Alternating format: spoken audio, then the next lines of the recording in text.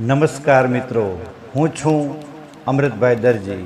આજે તમને હસાવવા માટે એક એવો કિસ્સો લઈને આવ્યો છું જે સાંભળીને તમે ખરેખર લોચપોચ થઈ જશો। વાત એમ છે, એક ભોળા ભાઈ, તેનું નામ મગન કાકા, એમને બહુ દિવસથી પેટમાં દુખતું હતું એટલે શહેરમાં મોટા ડૉક્ટર પાસે ગયા। ડૉક્ટરે બધું ચેક કર્યું અને છેલ્લે મગન કાકાને પૂછ્યું, કાકા તમારું પેટ સાફ આવે છે? એટલે કે સવારે તમને ખુલાસાથી ઝાડો સૂજે છે એમ?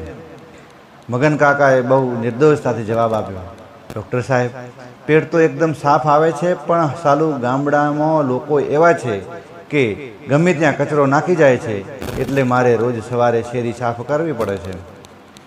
ડૉક્ટર સાહેબ તો માથું ખંજવાળવા માંડ્યા। એમને થયું કે કાકા વાત ક્યાંની ક્યાં લઈ જાય છે।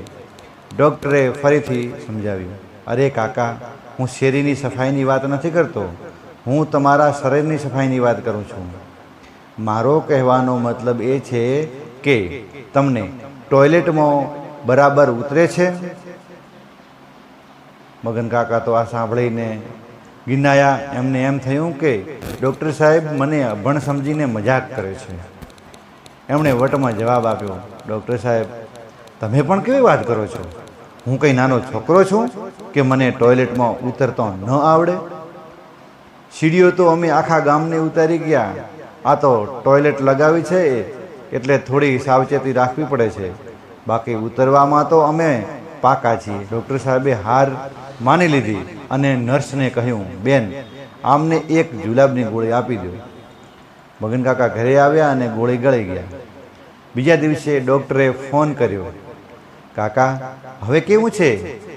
પેટ હળવું થયું? મગન કાકા બોલ્યા, સાહેબ પેટ તો એવું હળવું થયું છે કે હવે તો હું જોરથી શ્વાસ લઉં ને તો પણ બીક લાગે છે કે હું હવામાં ઉડવા માંડીશ। તમે તો એવી દવા આપી કે હવે મારે રૂમની બહાર નીકળવા માટે પણ વિઝા લેવા પડે છે।